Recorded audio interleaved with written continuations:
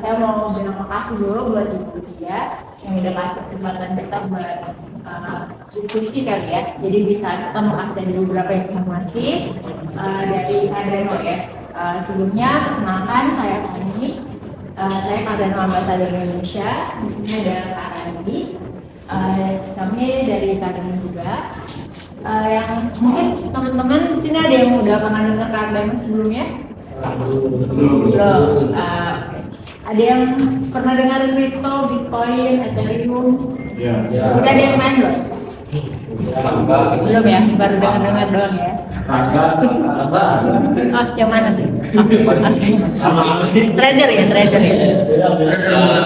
Itu sebenarnya sih gara-gara pernah nyobain saham gitu kesadaran. Tapi kalau di kripto gitu baru-baru. Oh baru. Udah beli-beli atau? Ya dikit-dikit nyicil-nyicil gitu. Oh nyicil. Udah profit kan kayaknya 20 juta ya. Saya itu pasti pakai Ronald.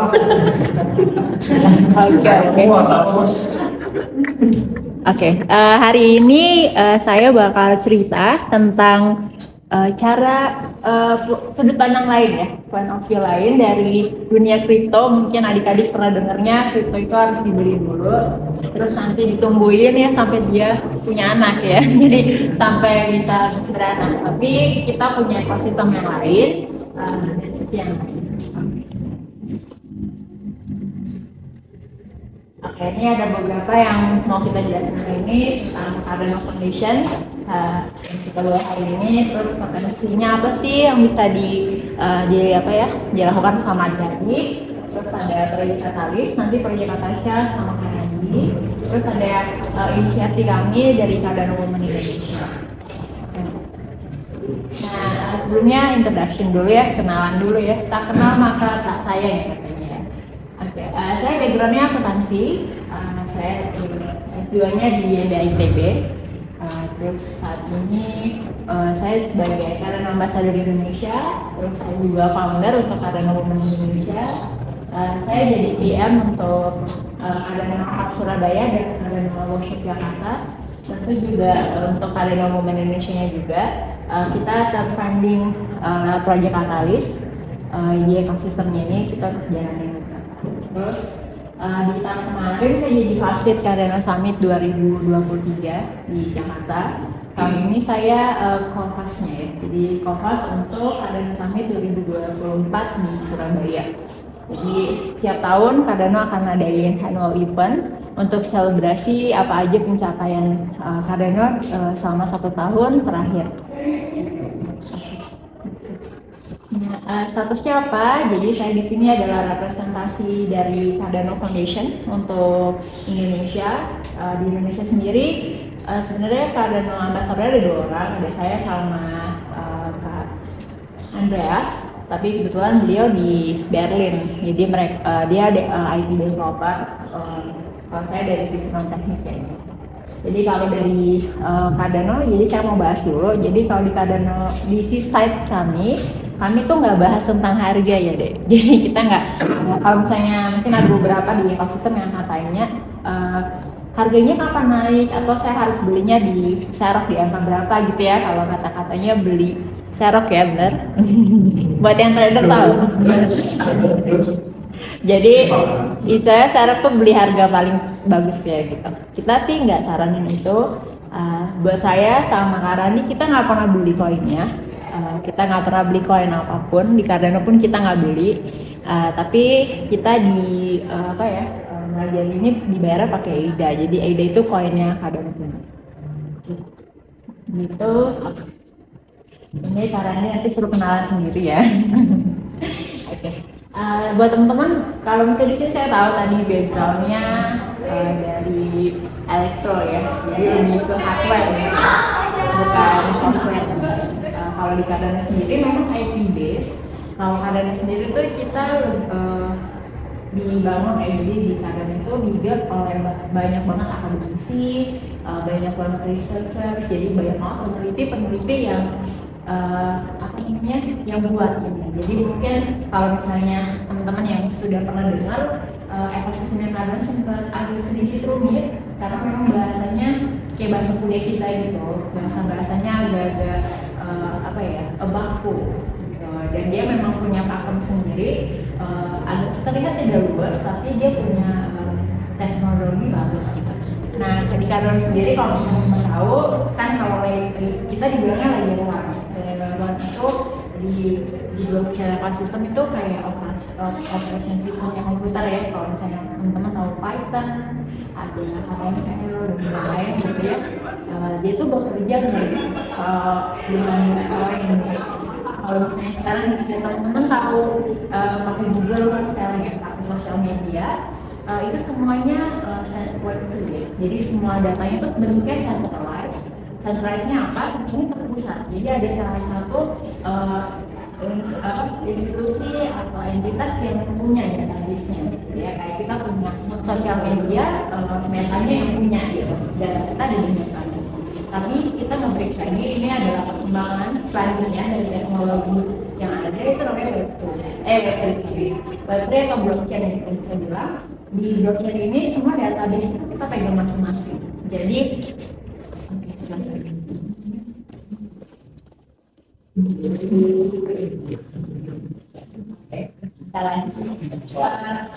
Dari Web3 sendiri tuh yang pegang kita sendiri.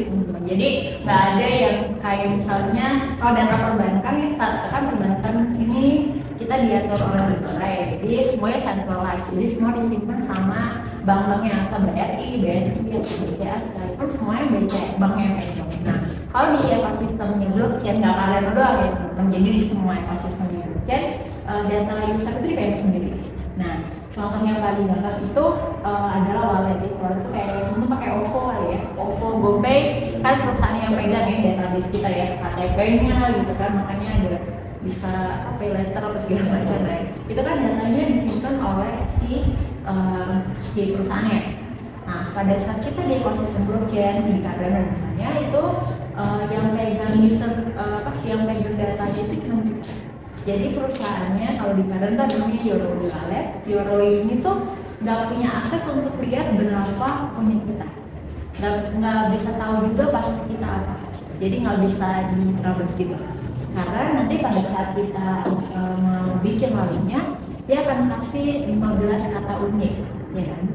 15 kata unik ini cuma teman-teman yang simpan. Jadi kalau kami sih tidak sarankan disimpan di handphone ya, di screenshot itu nggak disaranin, khawatir lebih handphone ya, karena handphone kita masih centralized, jadi bisa dimanfaatkan, mungkin disimpan di file lain gitu. Nah, jadi dari si wallet ini yang pegang, aku nggak tahu, misalnya masnya ya punya kodenya apa gitu nggak tahu. Jangan kan aku saya gitu yang lagi nggak tahu gitu. Cuman disimpan secara sendiri. Sebenarnya aplikasi ini menariknya bisa dikembangkan di semua sektor ya. Kenapa kali ini bisa muncul ya si blockchain ini adalah kita untuk mengangkat jalur alur kerja ya. Mungkin kalau misalnya teman-teman IT tahu kalau misalnya klik ini harus ada approval siapa gitu, terus kan kita ada beberapa notes yang harus diklik baru prosesnya bisa berjalan. Nah, di ekosistemnya blockchain sendiri itu tuh ada bisa memotong 70 sampai 80% cost. Kan kita tahu ada cost per klik kan, cost per klik itu costnya akhirnya dipotong gitu ya. Kalau kita sebagai orang accounting atau orang yang ngitung duit kan pasti carinya costnya yang rendah. Jadi dari sana dia 70 sampai 80%. Dia dibuat sangat otomatis, transparan, tapi kita trust karena sistem nggak bikin sistem ini menjaga kita semua yang berada di ekosistem ini untuk tetap nggak bisa jahat, emang karena sistem dibuat seperti itu gitu kan. Jadi semuanya transparan dan clear gitu ya, siapapun bisa cek. Kalau saya dari sisi accounting, kalau mengaudit project yang dari blockchain itu lebih enak. Jadi karena kita bisa scan si walletnya ya. Kalau kita udah ngelakuin transaksi mau transfer gitu, ada tax ID namanya, transaction ID, itu kita bisa cek gitu uangnya kemana aja untuk transaksi wallet itu. Jadi kalau misalnya kayak mau belok-belokin dananya dulu ntar balikin lagi itu ketahuan. Kalau di bank kayak misal di transfer nih, saya transfer ke Karani gitu, terus nanti Karani ini mau diapain uangnya saya nggak bisa lihat. Kalau di ekosistem blockchain itu bisa. Itu sama kita tahu sih nomor unitnya ya, dia unik banget, nggak bisa diapalin gitu. Oke, next. Oke, jadi di munculnya si ekosistem blockchain ini sendiri, itu tuh make sure bahwa semua orang, siapapun tuh bisa berkolaborasi atau ikut serta dalam pengerjaannya. Jadi nggak selalu anak IT yang bisa kerja di sini, nggak selalu jurusan-jurusan yang berhubungan dengan teknologi. Tapi di sini saya dan Kak Randi itu kita backgroundnya non teknik ya, jadi kita nggak bisa coding, nggak bisa ngerti juga bahasa program-program yang lain tuh ngerti, tapi kita punya sisi knowledge base yang lain gitu kan. Kayak di sini ada adik-adik kan, kita udah namanya kita kuliah ya, kuliah itu kan kita punya pola pikir yang lebih terstruktur secara apapun gitu ya. Ketika kita menulis sesuatu kita punya struktural dan pola berpikir yang sudah ada plotnya gitu. Kita mau ngapain? Oh berarti kalau kita mau kayak tadi sempat ibu Tia bilang mau bikin bisnis plan, sebelum bikin bisnis plan kita harus mundur lagi gitu. Mau cari apa idenya dulu, idenya caranya gimana? Berarti kita research dulu, akhirnya mundur terus gitu kan. Oh di researchnya harus dibantu sama apa? Sama harus ada ilmunya dulu ya, ilmunya apa? Kira baca buku kan pasti sudah dilengkapi ya teman-teman untuk bisa lebih dulu. Oh akhirnya apa sih apa? Baru muncul ke ide-nya, akhirnya membuat bisnis plan. Nah, cara kerja yang ada di sini, jadi aku make sure gitu bahwa semua apapun, termasuk legal ya, mungkin aja tidak kayak nggak nyambung gitu, masa sih ada legal urusannya sama blockchain nggak ada, karena kita di sini tuh kayak buat negara gitu ya. Buat negara ada yang ngurus revenue sendiri, ada yang ngurus community sendiri, terus ada juga yang nanti ngurus constitution-nya, jadi khusus untuk mengurusin undang-undang yang berlaku. Mungkin, tapi di sini bedanya adalah semua terlibat. Jadi kalau kita bikin negara kan rakyatnya juga tahu ya. Kalau di sini kita bilang community-nya tahu juga apa aja yang diprogram, dan kita boleh kita boleh kasih tahu advice gitu. Kita mau kasih saran gitu. Kayaknya ini kurang ini deh apa gitu ya secara konstitusi. Itu nanti ada floornya. Oke, boleh. Next. Oke, ini ada beberapa apa yang kita kerjain. Dia itu banyaknya research, terus interactive information, terus dia buat semuanya untuk optimalisasi ya teman-teman. Jadi kalau misalnya di Cardano sendiri, dia karena base-nya adalah finance, base-nya jadi lebih teliti di angka-angka yang kayak gitu. Terus di situ buat di sini nah, di sini fokusnya ya. Jadi kita tuh si Cardano tuh punya goals untuk membuat siapapun gitu. Karena ini dia base-nya kita tuh base-nya kan non-profit organization ya. Jadi kita bukan bukan profit organization. Jadi kita fokus buat semua orang ya. Jadi independen dengan dirinya sendiri, dengan nilai-nilai yang benar gitu kan, untuk melakukan apapun yang kita kerjain. Gitu. Di sini satu tadi yang sempat saya belum kasih tahu, saya dan Karadi dan beberapa teman-teman lain yang sharing tentang Cardano di tim kami tuh kita semuanya volunteer. Jadi kita bukan digaji ya gitu, bukan kerja sama Cardano-nya, tapi kita volunteer gitu. Kalau kenapa kita sharing, karena ini berguna sih ya gitu. Kita juga udah coba. Di sini tuh fokus areanya itu untuk operasional, optimalisasi tadi.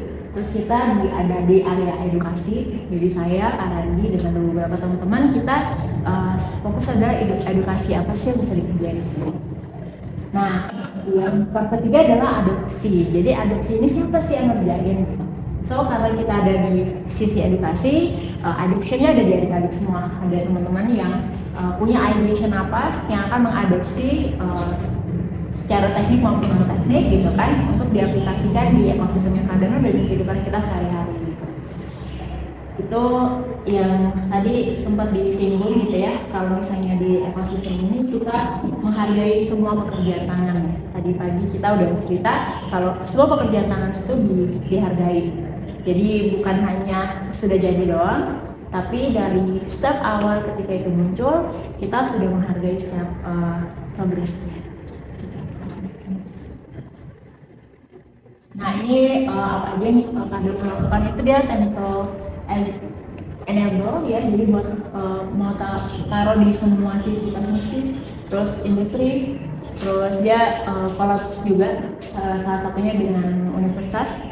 Untuk Kadon sendiri udah sama UGM ya, jadi UGM juga udah mulai mereka punya program sendiri untuk Kadon dari sisi IT-nya langsung. Terus ada Cardano Summit. Kalau Cardano Summit ini tadi sempat saya bilang annual event, dan mungkin kalau tahun kemarin di Jakarta, tahun ini di Surabaya, tahun depan kalau misalnya teman-teman antusias mungkin kita akan bawa Summit ke Bandung ya. Ini kota-kota yang kita sudah ada timnya, jadi di Jakarta, Bandung, Bali, dan Surabaya. Besarnya kita di Surabaya, karena di Surabaya ada office, jadi kita punya satu hub yang siapapun bisa tanya gitu, mau penasaran yang bikin janji aja dan bisa datang gitu. Kita punya 10 portal yang sudah kita submit, 2 diantaranya sudah terfunding, sudah jalan, dan mostly tinggal yang tadi ini mau sudah selesai, yang lainnya masih nunggu hasil. Kita selalu ngadain event sebenarnya. Untuk Surabaya itu reguler ya setiap bulan. Untuk Bandung ini pertama kalinya kita datang bikin event dan ngobrol sama teman-teman di Bandung. Ya.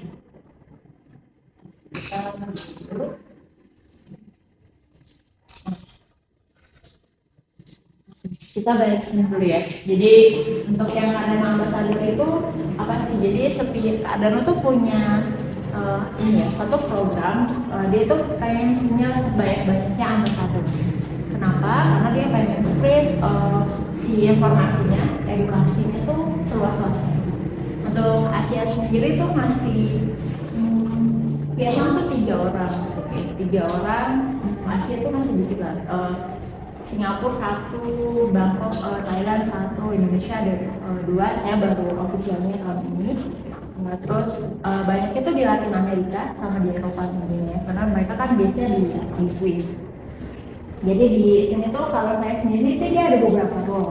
Role yang itu ada content creator, ada meetup organizer, terus ada moderator, sama yang translator ini lagi ditanyain, akhirnya mau diganti ya. Nah kalau saya sendiri tuh role-nya adalah meetup organizer. Jadi saya tuh yang bikin nge-organize semua event yang dikerjain di Kadano tuh saya punya punya kewajiban ya. Kalau di sini kan karena ini ada reward khusus untuk jadi Kadano satu untuk kerjain, untuk ngumpulin teman-teman siapa aja yang mau belajar gitu. Jadi kita udah ke 4 kota muter-muter untuk ngadain event buat siapa aja gitu, nggak harus mahasiswa, nggak harus profesional, dan yang paling penting nggak harus punya uang ya, yang penting mau. Karena kita selalu bikin acaranya selalu gratis ya acaranya ya. Jadi kita tuh nggak minta uang siapa gitu, karena foundation yang bayar gitu, yang memfasilitasi gitu, seperti mau bikin apa gitu kan, meet up, ruangan tempatnya atau kayak gimana gitu. Terus nanti ada beberapa role lagi, kayak moderator ini dia nge-handle, kan kalian tuh punya Discord, mungkin ada yang pernah main Discord ya, cowok biasanya Discord itu kan ada moderatornya ya, buat biar nggak ada yang ngobrolnya di luar konteks misalnya. Itu ada ambasadornya, itu kebetulan Pak Andres Baru itu dia salah satu untuk Indonesia, dia jadi moderator. Terus ada konten kreator ya, jadi kayak kita bikin cerita misalnya, atau bikin artikel, bikin video YouTube, atau mau dimanapun itu juga bisa, selama masih event tentang materi gitu. Nah tapi kan itu kalau untuk Kadano Ambassador itu tuh nggak bisa ngajuin diri. Jadi kayak saya dulu dinominasikan gitu sama ambassador sebelumnya. Jadi dia yang nominasiin saya karena kontribusi gitu di Kadano System. Dan lagi kita memang totally volunteer ya, jadi nggak ada gajinya, meskipun mau bikin event apapun kita totally memang kerjain dengan setara lah gitu. Nah kita buat program dari Cardano Hub Indonesia. Jadi kita kan sudah pernah di periode sebelumnya itu kita bikin namanya mini ambassador. Jadi apa sih mini ambassador itu? Jadi mini ambassador ini tuh kita cari setiap perwakilan setiap kota. Setiap kota itu bisa 2-3 orang, setiap community siapapun yang mau delegasikan dirinya untuk jadi mini ambassador. Karena kan saya kalau dulu pas 2 tahun yang lalu kita bisa ngajuin diri aku mau dong jadi ambassador karena memang belum ada base-nya di negaranya gitu itu bisa. Tapi kalau misalnya saat ini kan sudah ada peraturan baru, jadi akhirnya kita bikin mini ambassador. Biasanya untuk Surabaya tuh kita udah punya. Jadi mereka yang akan cari crowd ya, cari aku mau nih punya teman yang mau belajar. Misalnya nih teman dari korban di kelas ini gitu. Nanti bilang ke teman SMA saya ada yang mau belajar tuh gitu kan. Nah itu kita punya perwakilan. Kenapa kita nggak bisa kerja sendiri? Saya di Indonesia cuma ada. Kan dia berempat lah gitu kan. Kita nggak mungkin kita berempat yang bisa sini gitu ya, atau kita cuma. Nah kita butuh bantuan adik-adik atau siapapun gitu yang kita temuin kalau mereka mau kontribusi sama kita untuk jadi mini ambassador gitu kan. Buat tujuan ininya apa? Mereka mau partisipasi ya di proyek Katalis, tapi mungkin harus ini. Nanti dibahas lebih lanjut pertanyaan itunya, gimana sih cara ini buat jadi mini ambassador?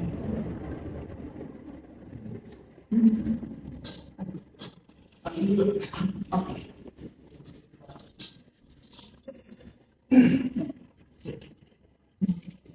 Sebelum nanti ada pertanyaan.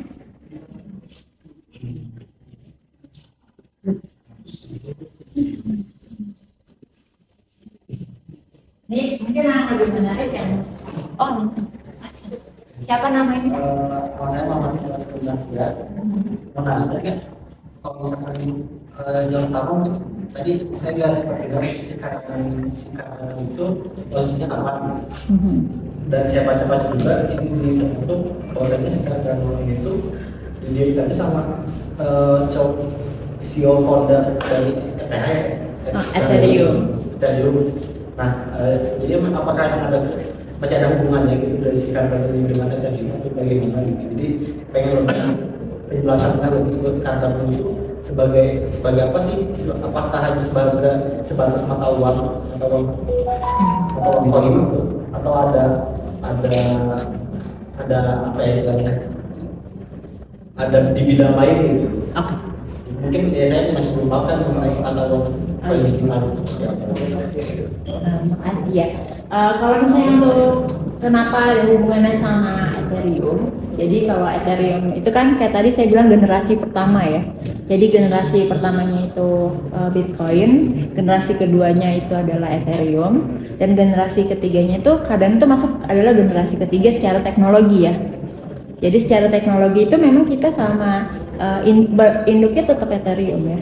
Jadi induk keseluruhan blockchain yang ada itu menginduk ke Ethereum, meskipun dia udah lepas ya, maksudnya dia punya ekosistemnya sendiri gitu. Jadi secara teknologi kayak gitu. Iya, tapi kalau secara mata uang dia berdiri sendiri semuanya. Iya, jadi si Cardano sendiri itu kan dia punya koin sendiri namanya ADA gitu. Namanya ADA, koinnya namanya ADA. Si ADA ini ya sama Ethereum ya dia enggak, Ethereum punya dia sendiri gitu, namanya ETH. Jadi dia kolomnya berbeda ya. Jadi enggak secara teknologi mirip karena kan dari mining ya. Kalau Bitcoin mining dia proof of stake, di Ethereum dia udah nggak pakai energi ya. Kalau teman-teman tahu kalau mining kan listriknya banyak banget, pakai listrik. Terus akhirnya turun ke Ethereum bikin update teknologi loh ya. Update teknologi akhirnya menguras hampir 50% dari total energi yang digunakan oleh Bitcoin, dia turun 50%. Nah, pada saat Ethereum itu udah pakai 50% energi, masih diprotes kan ya. Pasti masih ada, mereka punya target untuk bahkan lebih dikit lagi energinya. Akhirnya muncullah Cardano dan banyak sebenarnya yang lain. Kalau yang Cardano sendiri dia sistem stake sama, sistemnya proof of stake juga. Cuma dia punya punya sistemnya beda, jadi dia bisa nge-reduce tuh hampir 70% ya. Jadi pakai listriknya cuma hanya satu komputer doang di dalam, nggak harus satu lorong kayak main gitu. Jadi dia punya sistem di situ. Kalau secara mata uang ya dia currency ya sebenarnya. Uang yang dipakai di dalam negara itu lah ya, kan kalau kadang itu kayak negara. Jadi satu negara ini kayak kita di Indonesia pakainya rupiah. Nah di negaranya Cardano kita pakainya pakai apa sih? Pakai AIDA. Gitu. Ada lagi Mas? Thank you. Berarti dari koin Cardano itu bisa di mining atau Di mana?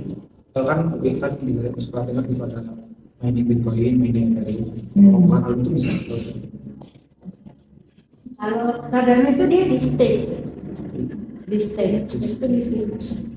Kalau Bitcoin kan dia komunitas di mining sampai beberapa stake kan dia punya untuk ada sebenarnya stake operator.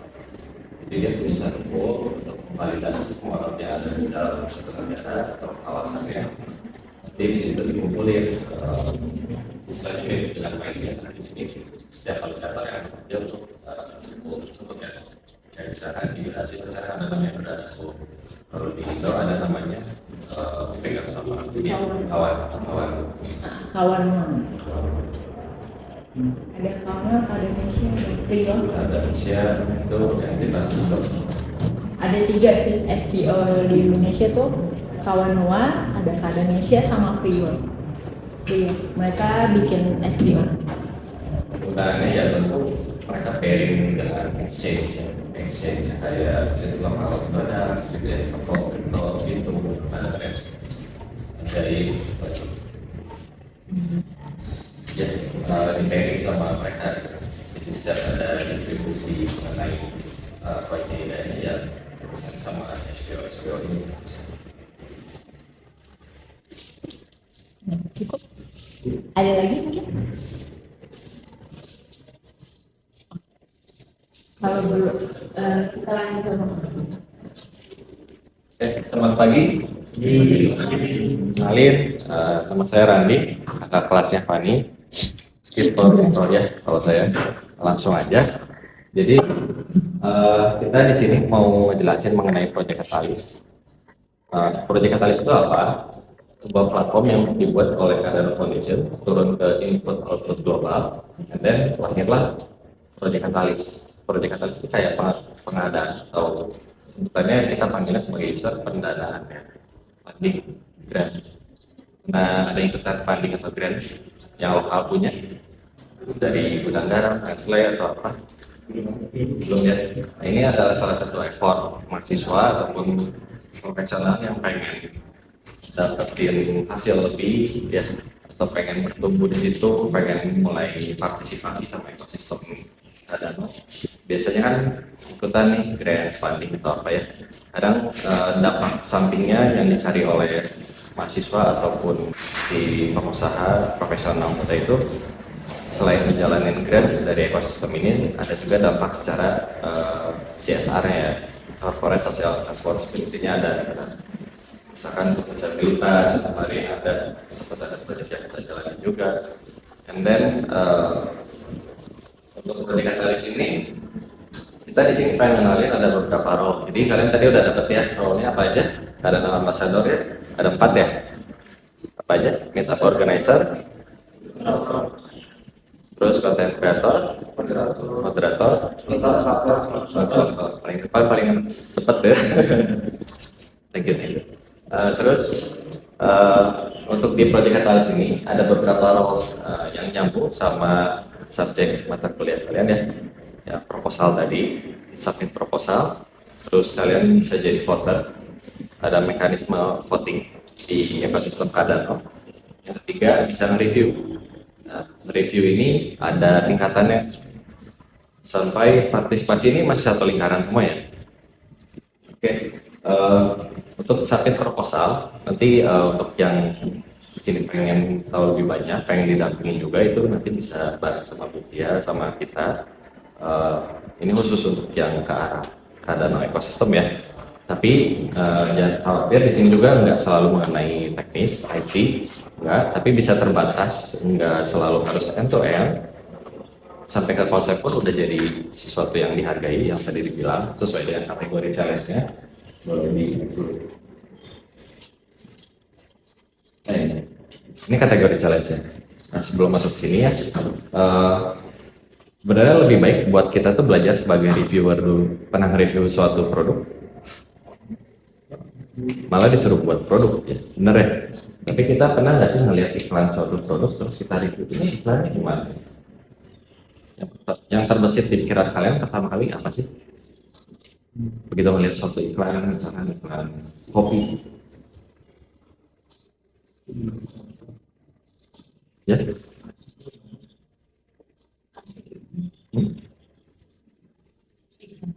Iklan mengenai misalkan kopi atau misalkan mengenai iklan rokok gitu. Kalau saya sih kalau misalkan itu kan misalkan makanan ya, yang paling apa gimana sih rasanya gitu. Oke, langsung ada question, benar ya? Nah, question inilah yang kita pakai nanti sebagai reviewer. Kenapa? Reviewer ini bisa kalian kerjakan sambil kuliah, sambil kerjain. Nggak ada middleman, kita volunteer base kerjain. Jadi setahun 4 kali periodenya. Jadi dalam satu periode ini paling kerja itu 10 hari, 10 sampai 14 hari. Kalian bisa dapat sekitar 750 EDA. Kita nggak beli token ya, nggak beli koin ya.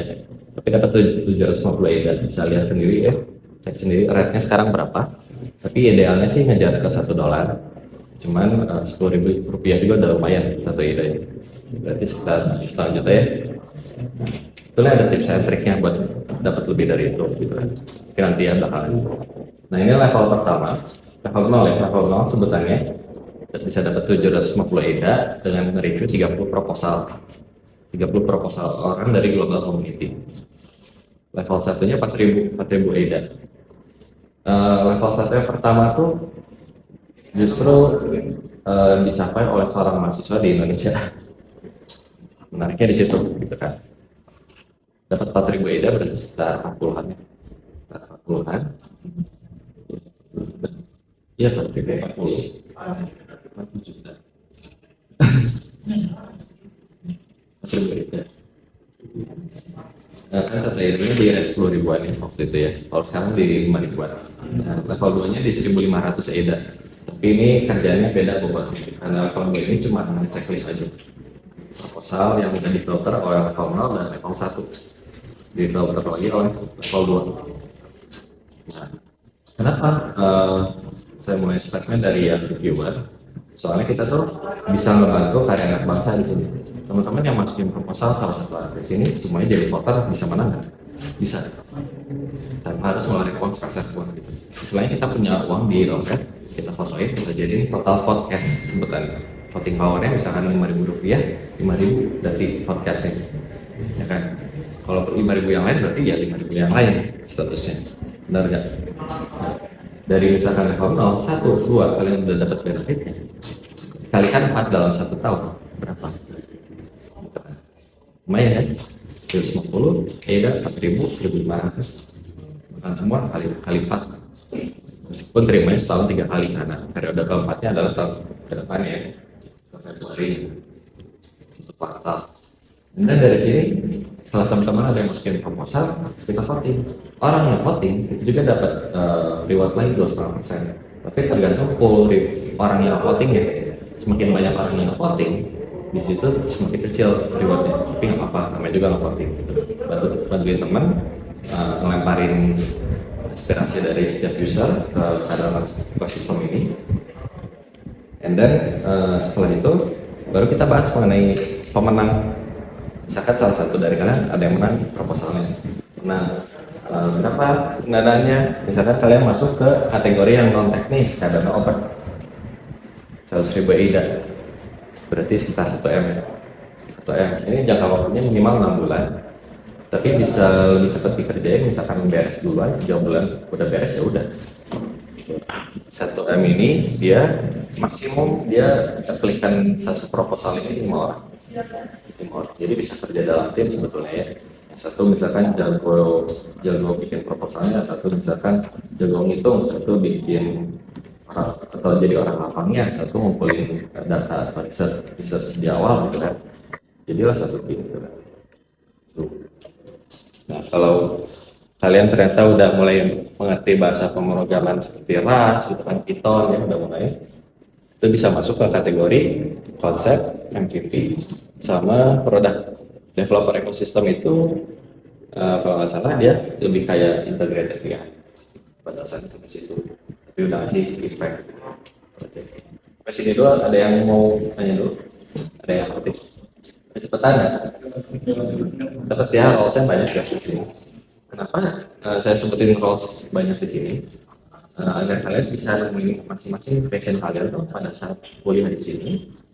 Bisa harus bikin event aja, kayak kan ada proposal juga atau ada prakteknya, atau kalian mau ngelakuin sesuatu sudah jam kuliah gitu kan, jadi aktif semuanya data semuanya bisa diisi.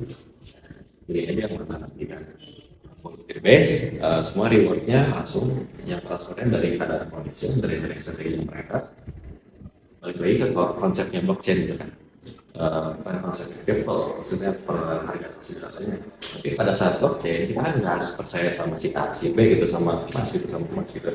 Tapi kan kita sudah tahu bahwa apa yang kita transfer adalah aset, informasi atau nilai, betul? Dan itu pasti sampai. Kalau kodenya sama, benar? Tapi kalau kodenya beda, mau dimanipulasi atau seperti apa nggak bisa. Jadi orang sih tidak bisa berbuat jahat. Gitu. Bukannya ya, begitu lah ya, maksudnya moral etikanya.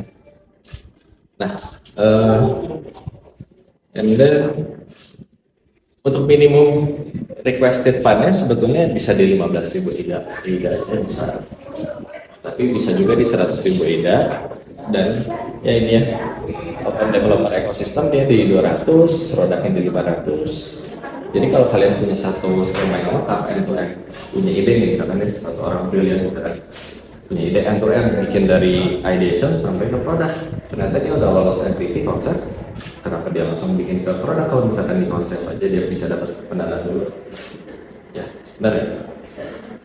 Jadi semuanya dihargai, mulai dari konsepnya kalian dihargai dulu, MVP-nya. MVP itu berarti udah ada technical output sama udah ada prototype bisa dilihat-lihat. Nah, terserah nanti apakah ini tipikal mau open source atau mau tutup gitu kan. Apa risetnya kasih. And then kalau produk itu yang ngasih high impact use case gitu. Kayak use case yang udah pernah ada tuh Hotel Cardano. And then ada juga inisiasi dari orang Indo tuh ATM. Sekarang lagi ada pengadaan ATM, ATM bekas tuh dibeli, nanti mau dibikin jadi ATM untuk crypto. Mereka simpen sekarang di Bali ya. Masih nunggu wacana dari CBDC Indo. Pengadaan CBDC IDRX Indonesian Rupiah token, inisiasinya oleh BI-nya sendiri, Bank BI. Kayak koin tapi koinnya Indonesia. Jadi walaupun secara peraturan ya pemerintah belum menerima pembayaran besar dengan menggunakan token, tapi teknologinya sudah dipakai tanpa harus disebutin dia ada tokennya. Gitu. Yang namanya teknologi kan dia membawa nggak hanya kalangan atas saja, tapi seluruh kalangan masyarakat. Itu disebut teknologi, karena itu bermanfaat. Gitu kan. Dan, nah, masalahnya lagi-lagi, misalkan kalau kalian lihat dari pengadaan yang sudah ada di kementerian sekarang, itu biasanya tendensinya budgetnya berapa, turun ke bawah, turun ke bawah, potong habis, menjadi aspal batu. Dan kalau ada misalkan bantuan sosial, jadinya sabunnya dengan merek tertentu, gitu ya, jadinya apa? Itu ada perbedaan kualitasnya. Nah, dengan adanya teknologi blockchain, kita harapannya membantu dunia lebih baik. Bukan membantu siapa, bukan. Membantu dunia lebih baik. Gimana sih cara partisipasi? Kayaknya ini kejauhan banget sih. Tapi proses fungsi apapun roles yang kita bisa ikut tuh ternyata sedekat itu dengan pergerakan mereka. menjadi ambassador, reviewer, gitu kan. Terus bisa jadi proposer juga. Terus kalian bisa collab juga dengan beberapa yang mungkin dari waktu, dari misalkan perusahaan-perusahaan kayak sekuritas ataupun nanti bikin indeks gabungan, bikin apapun itu bisa. Jadi nggak selalu semuanya dimulai dari inisiasi. Oh, langsung belajar dari program yang Haskell putus gitu kan. Kalian mulai dari situ kan text time lagi, banyak lagi ya. Tapi kalau pun mau dengan peminat yang mau lebih lagi, kita bisa ajuin dengan sertifikasi khusus buat Indo. Karena yang udah ada sebelumnya itu namanya Indo, dia direpak dari Indo dimatiin, tapi di luar masih ada. Mungkin karena sistem berbayar. Kalau kita kan kalau volunteer, segala sesuatu yang volunteer atau sesuatu yang ya kita buat aja.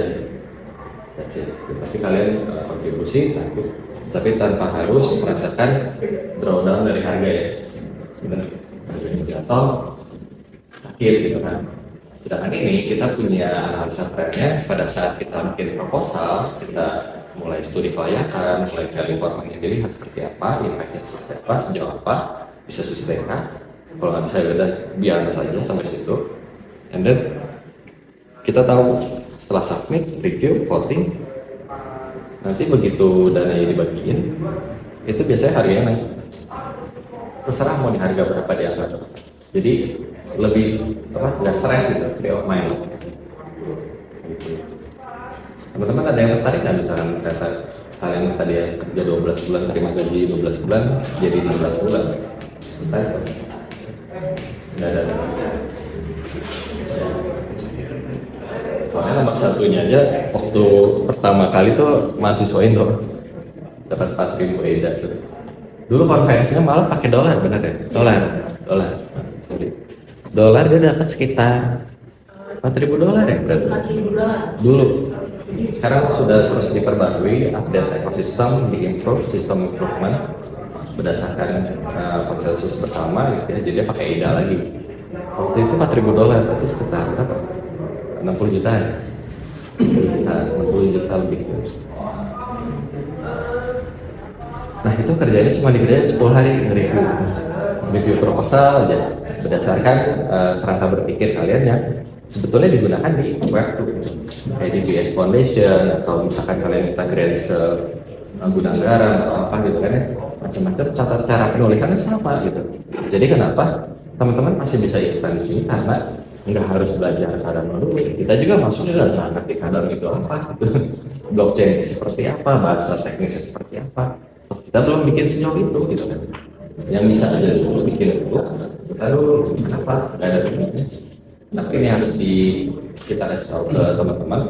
Soalnya itu tujuan kita tuh Kadana Hub Indonesia ini bikin suatu produk karya anak bangsa Indonesia. Kita nggak mau kalah sama Vietnam. Vietnam tuh dia sekali ngumpul tuh seminggu sekali bisa 300 orang ngumpul tanpa aba-aba harus atur apapun. Tinggal setting ngumpul seminggu. Developer lagi sih. Kenapa Indo nggak bisa? Kalau misalkan mereka bisa, kita juga bisa. Surabaya tuh antusiasnya luar biasa. Kalau Bandung nggak ada sama, jadinya ya oke. Surabaya antusiasnya luar biasa. Kalau Jakarta terlalu banyak konflik ya, middleman apapun masih ada ya. Kita hindari itu. Kalau kayak gitu. Menarik apanya? Makanya menarik. Tapi untuk proyeknya sendiri kira-kira kalian pasti harus baca lebih dalam lagi, nggak semudah yang dibayangkan, tapi jadi bikin susah juga. Kita juga waktu pertama kali partisipasi di sini, pulang jam kerja jam 6 sore kita beres-beres jam 6 langsung kita saja itu review 30 proposal, 30 udah beres. Nanti setelah beda 3 bulan 4 bulan nge-review lagi 30 udah beres. Naik level, berarti kan double. Naik level lagi terus. Nanti setelah level 0, 1, 2 ada juga yang milestone reviewer buat teman-teman yang udah funded proposalnya itu di review lagi sama teman-teman juga, enak gak sih? Yang ngasih nilainya teman-teman, yang nge-reviewnya teman-teman, yang ngelolosin teman-teman, yang meluluskan dari tiap milestone ke milestone-nya masih teman-teman juga. gitu. Makanya ini gerakan ini tuh di Vietnam luar biasa kencangnya gitu. Kenapa? Karena memang benefit banget buat si country-nya gitu kan. Jadi sistemnya dari mereka, kita yang jalani, tapi kita punya tata kelola sendiri. Namanya konstitusi sementara. Konstitusi sementara ini nanti akan dibahas di Kadana Workshop tanggal 6 di Bandung juga. Yang mau datang, itu workshopnya cukup lama, 6 sampai 8 jam full day, karena itu kita butuh banyak masukan aplikasi undang-undang sementara untuk Kadana. Jadi nggak main-main ya, walaupun nggak kelihatan entity-nya di mana, tapi ini partisipasinya sudah global community workshop tuh diadakan barengan serentak gitu.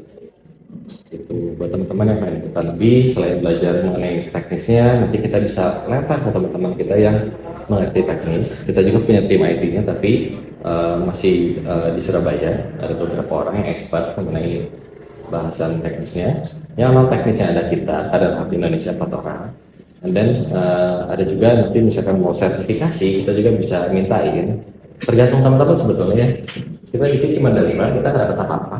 Nanti dapatnya mungkin pada saat kalian bantuin voting. Atau nanti dapatnya pada saat kalian ternyata ada yang, oh thank you, bisa ada kerja nih saya gitu Pak. Thank you, jauh thank you. Itu aja.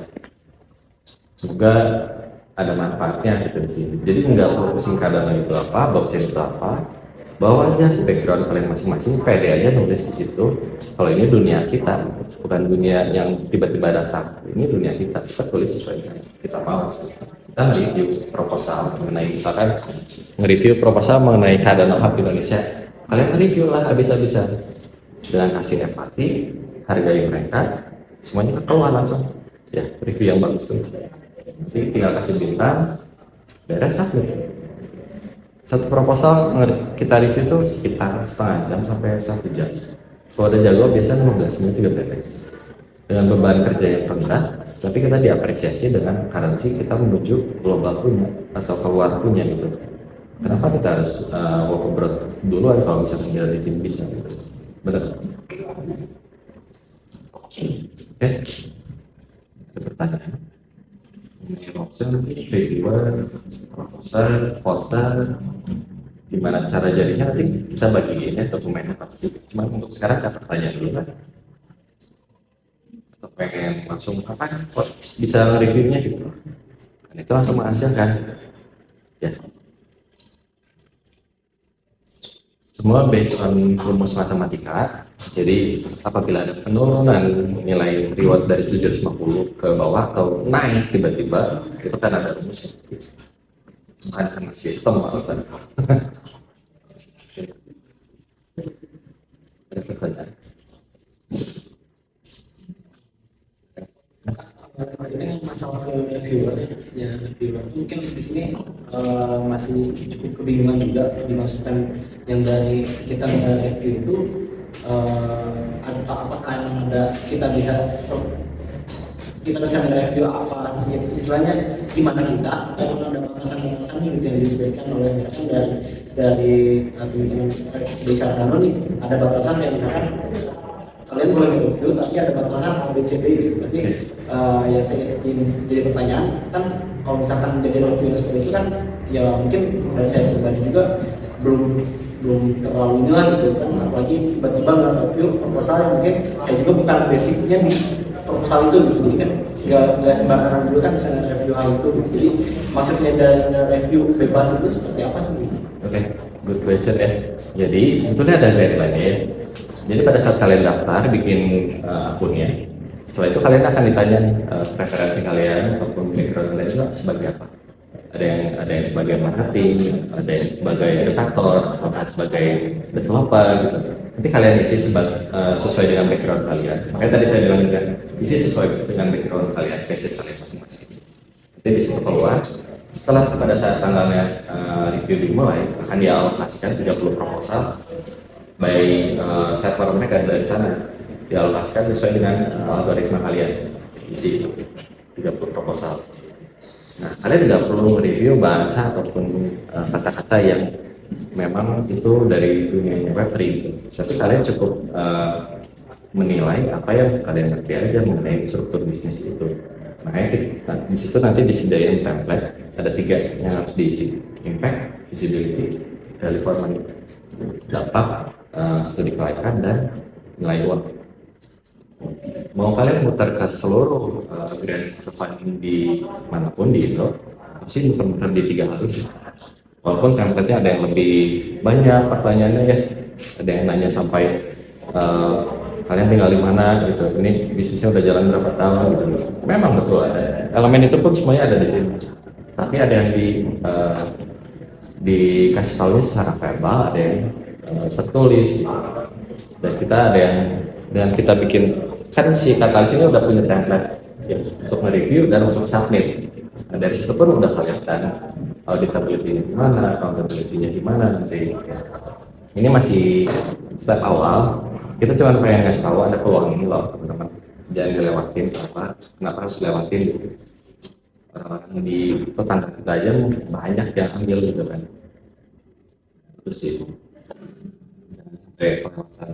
Kewirausahaan itu kan anything ya, anything kalian mulai usaha gitu ya, nggak selalu all about selling dulu kan, mengenai produk langsung gitu kan. Tapi mungkin ternyata dari dunia kerja ya, nemuin celahnya kerja ini waktu itu kalau saya gitu kan, sambil kerja ternyata ngerjain juga ini ya komunitas karena passion gitu kan, pengen tahu gitu ini apa, kerjaan aja gitu, pengen beli koin punya uang gitu kan, kayak gitu. Dimulai dari sini dulu semuanya, dari volunteer base, kita punya hati kerjain gitu di situ. Nanti apa yang bisa dieksplor dari blockchain Cardano ini mengenai NFT, mungkin NFT Cardano ada ya, grupnya juga udah ada. Terus nanti bisa masuk ke use case-nya musik, mungkin teman-teman artis atau enggak pengen belajar mesinnya, machine learning, bahasa machine learning, AI gitu kan. Itu ada lagi kan sekarang, mau nggak mau kita harus catch up terus ya sama ini ya. Apa namanya, subjek yang baru tuh, banyak teknologi yang baru yang harus dipelajari. Jadi seperti kuliah aja. Terus ada lagi pertanyaan?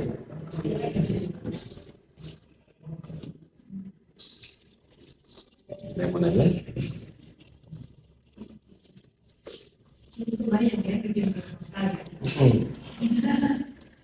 Dan itu harus di breakdown lagi. Nah, betul.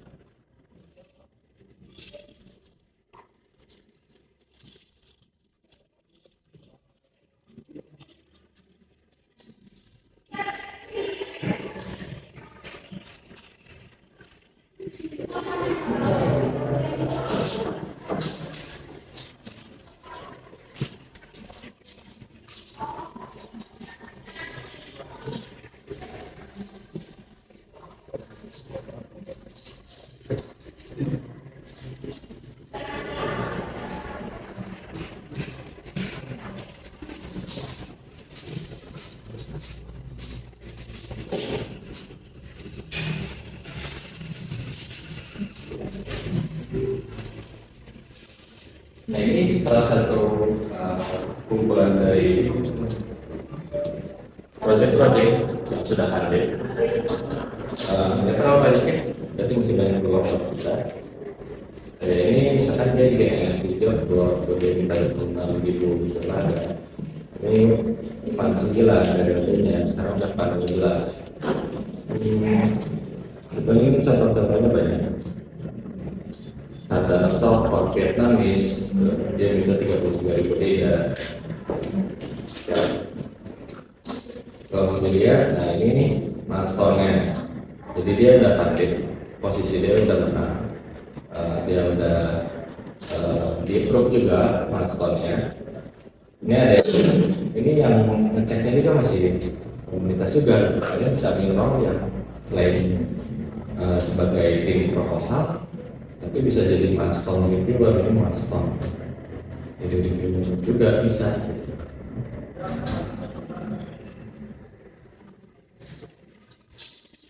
Ini bentuk-bentukan proposal dia. Nah, ini. Ada problemnya apa sih? Jadi selalu ya, sebelum kita lihat kenapa ada tantangan blockchain sendiri, kita harus tahu problem di sekitar kita itu apa sih yang mau kita solve. Itu kayaknya jawaban yang paling ideal ya buat setiap dari diri kita masing-masing. Kalau main solusinya itu apakah sudah perlu digitalisasi? Apakah dari digitalisasi sudah pernah jenis di blockchain kan? Benar nggak sih? Jangan tiba-tiba lantai di bursa aja gitu ya. Jadi sebuah token dengan branding yang di situ. Nah, ini ada total funding versi 33.000 hingga berarti sekitar 330 juta. Ini dia dapat vote yes-nya 98 juta dan vote no-nya 54,7 juta. Total vote cash-nya dia ada 300 wallet ya, distribusi sebarangan. Ya. Nah, inilah yang kita mau cari dari teman-teman. Bantu kita vote yes. Atau bahkan kalian bikin proposal dari Polban sendiri gitu kan. Untuk bantu vote yes. Kalau sekarang nggak ada vote no, tapi vote abstain.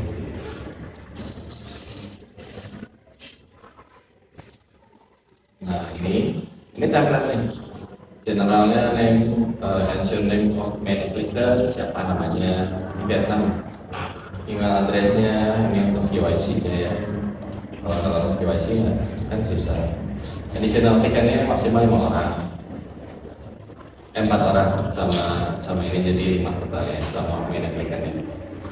Terus company month project-nya minimumnya 6 sebetulnya. Tapi 12 biasanya kalau cuma bikin integrate API doang.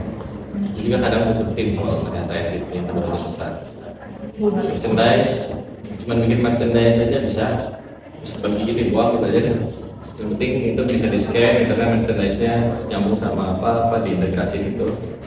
Itu juga bisa minta budget. Cuman gitu bikin sebulan produksi baju bagi aja. Berapa itu? Berapa ya? Kemarin kita 15.000 ya? 20.000 ya, 200.000 buat bikin hoodie gitu. Hoodie tapi ada nantinya. Jadi dia di scan di perut apa di punggung gitu, di scan nanti bisa langsung integrate sama website-nya. Ada nantinya. Ada store-nya juga kan. Ini ditanya translate enggak? Ya saja. Ada sales project punya ketergantungan enggak dengan sama organisasi atau teknisnya dan lainnya juga dia bilang katanya. Harusnya kan kalau dia bikin mengenai ini ya, open ekosistem ya, ada natal ya. Berarti kan dia mengadakan sosial media platform. Kalau dia bilang enggak berarti keterbatasan di free platform dia pakainya. Ini ditanya lagi nih, open source nggak? Yes, berarti ini publikasi dokumen ini semua dari awal sampai akhir dilemparin ke komunitas ke publik. Kalau misalkan kalian nggak mau open source, ya tutup aja bilang limited atau enggak not open source project. Kategori proposalnya nanti diisi apa ini? Oh jadi impact-nya apa? Describe your proposal solution. Proposal solution ini berarti yang mendasari solusi kalian di situ. Dia ngasih reasoning, subject sama apa? Solution maksudnya. Dan benar-benar ada unique point, ya unique pointnya, USP-nya. Baru ditanya lagi ini masih bagian impact ya. How does your proposal solution address the challenge and benefit will bring to the current ecosystem? Ini yang ditanya ya. Selama ada yang benefit will bring to the current ecosystem, harusnya proposal kalian aman. Jadi side effect-nya adalah masyarakat. Tapi kalau misalkan mau dibantu nggak masalah selama ada teknologi yang digunakan di current node-nya. Nggak selalu mengenai koin kan.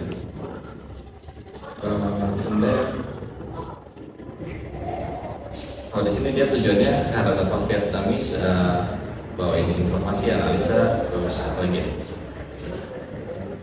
ya buat vibrant ada community aja di Vietnam. Ini masih impact. Nah setelah itu saya coba skip dulu ya.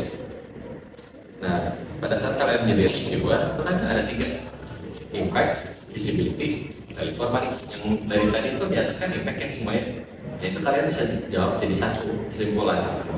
Dan dia tuh harus kasih minimal 150 word standar kata. Tapi kalau saya sendiri sih biasa satu section impact tuh bisa sampai 700 sampai 940 aja lah di posisi itu. Mungkin mau 3 section saya isiin 900 juga nggak bisa waktu sejam kok.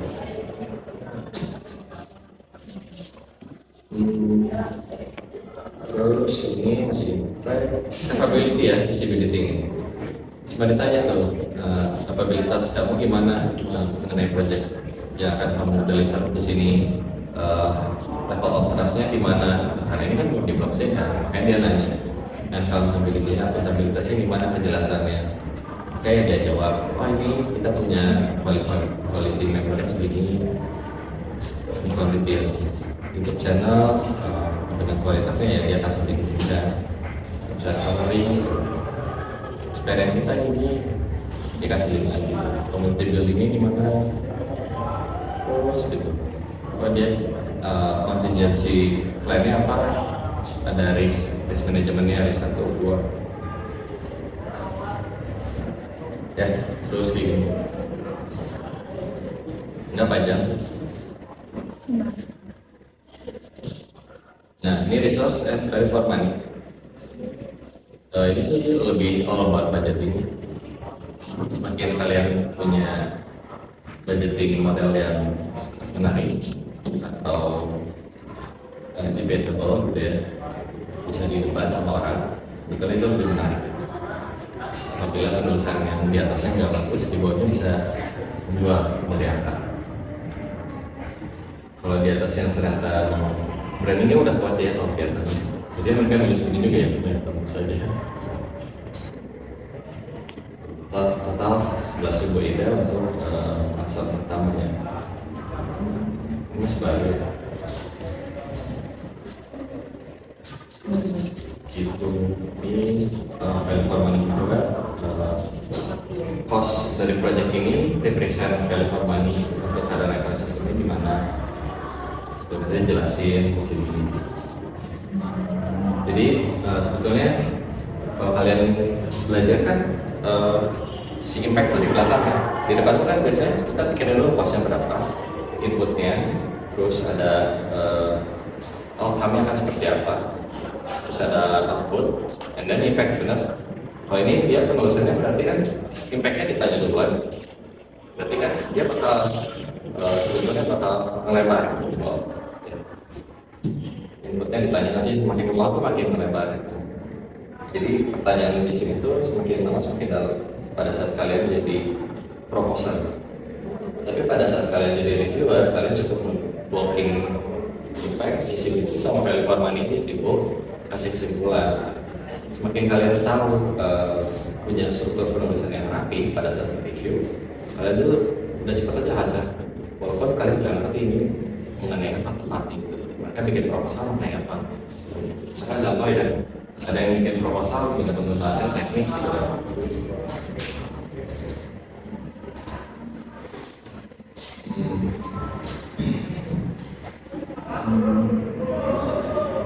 Nah, malah ada yang bikin adalah course juga buat pembelajaran buat teman-teman yang lainnya lagi juga kan.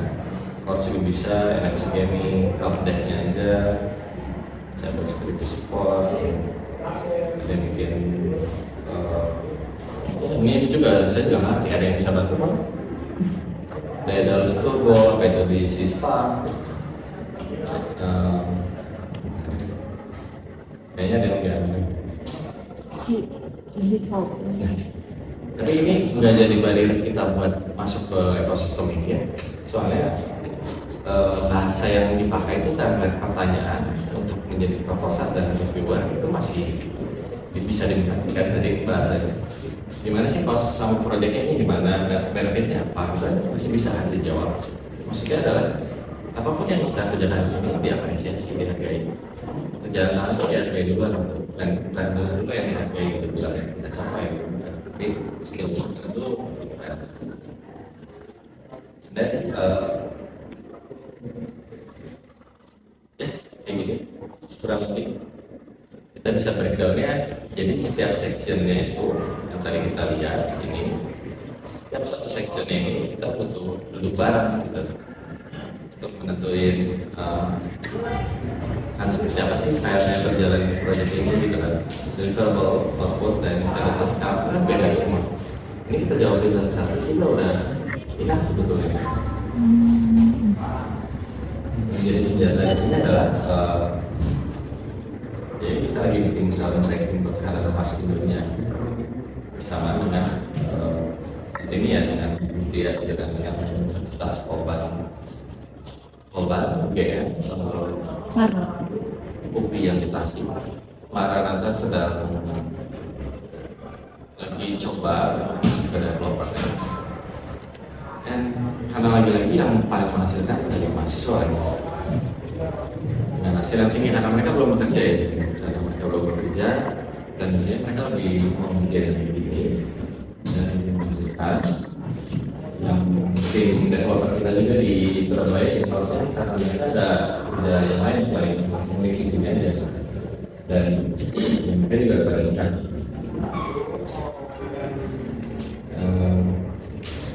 Jadi nawaris buat kalian yang memang ternyata punya background sebagian mengenai developer dan mau maju ke sini, kita bisa lihatin karena kita punya tim itu juga. Teman-teman yang belajar sekarang lain ini dari berbagai waktu yang lain gitu ya, main legend gitu kan. Ya boleh lah gitu. Baca di sini sambil belajar lagi ya sertifikasinya. Kalau misalkan sampai 100 orang kita kumpulin gitu. Turunin sertifikasi. Sertifikasi kan bisa macam-macam ya. Ada yang edukator, developer, marketing, macam. Intinya acknowledgement kan global. Nah, kerjaan kita ini kalau dibawa ke luar negeri itu nggak khawatir. Kita bisa kerja dari sana. Tujuannya juga kita kerja sama orang negeri, sebenarnya ya. Bagi tujuannya apa yang bikin aplikasi karya retorsi itu karena kita dalam populer di sana. Ya. Oke. Ada pertanyaan pastinya banyak, soalnya panjang. Cuman ini buktinya dan ini ada beberapa contohnya juga. Ini pilot project ya, pilot sudah diselesaikan. Sudah dapat pendanaan. Tapi kalau kita lihat satu-satu, ada yang milestone yang masih merah itu belum beres, ada yang sudah itu semua.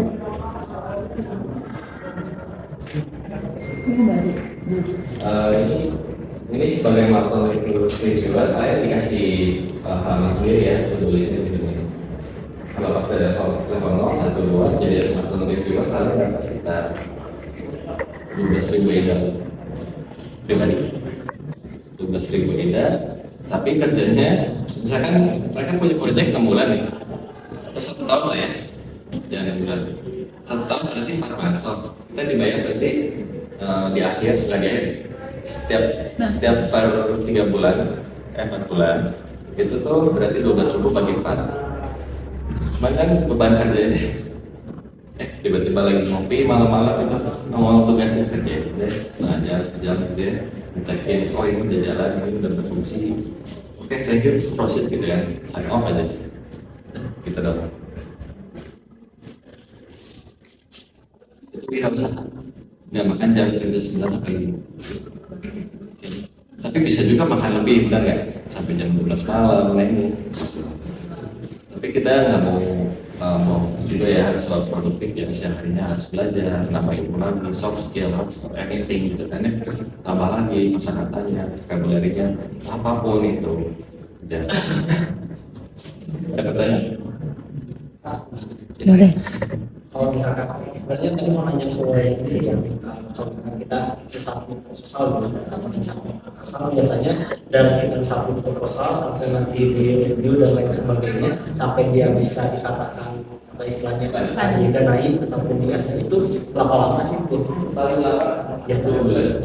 paling lama dulu Kan submit, terus ada yang review kan, kasih teman-teman dulu dong review ya. Voter, voting. kalau buat itu kan yang di review dan foto ada yang biasa ada yang mau juga kan ada batasan ya misalkan kalau misalkan bisa disetujui apa boleh sekian Total bias yang kita butuhkan adalah 45 juta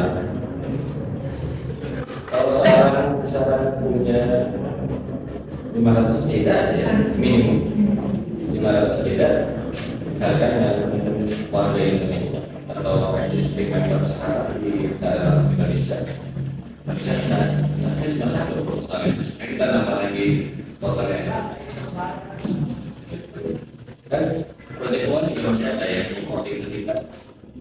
Kita juga kan punya kadang besar juga nih, terus kita punya yang namanya dirasi. Jadi dirasi ini dia ambil aspirasi dari orang-orang kita jadi lebih itu aspirasinya sini podcastnya mereka ini ya gimana tuh. Dan makanya kalau kita ada konstitusi itu kasih dan konstitusi tentang itu biar semakin lapang semakin jelas kita lihat kayak treasury keadaan itu udah ke bawah jatuh pada saat yang lain jatuh gitu. Coba menjawab. Ada lagi? Ada lagi. Untuk rewardnya reviewer, voter, proposer itu jatuhnya di bulan yang sama. Jadi semua barengan begitu.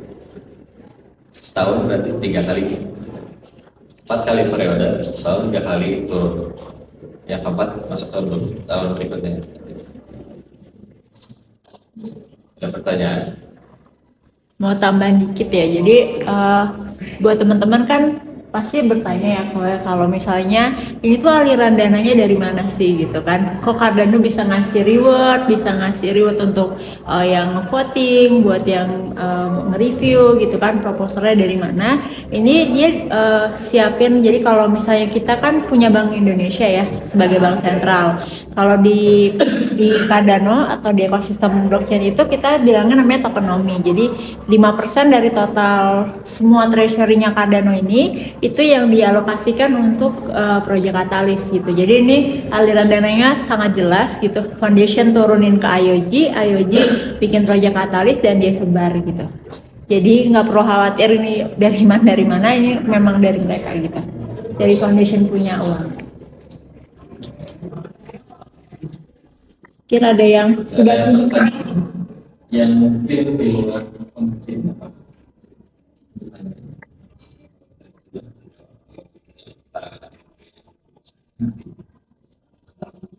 Ya mungkin karena perkuliahan juga belum dimulai ya, jadi mungkin konsep yang masuk mungkin seperti ini. Kita coba nanti satu dari sekolah, tapi reviewnya satu kelas. Kan bisa aja kalau semua misalnya play gitu ya, kalau memang bagus gitu, kan dia bisa masuk dengan kelas tadi. Itu reviewernya hanya misalnya gue satu juga bisa kan sebenarnya dicoba. Ya sebetulnya bisa satu, tapi kalau supaya diberesin ya rewardnya maksimum. Ya. Oh iya. Oke, terima kasih buat Bu Tia dan adik-adik buat waktunya. Kita ada grup, tadi saya udah share ke Bu Tia, jadi kalau misalnya ada yang mau tanya-tanya boleh di grupnya, nanti tanya langsung, mau langsung ke DM kita berdua boleh. Apapun anything buat Cardano atau apapun belajar saja tanya elektron. Oke, thank you, selamat pagi.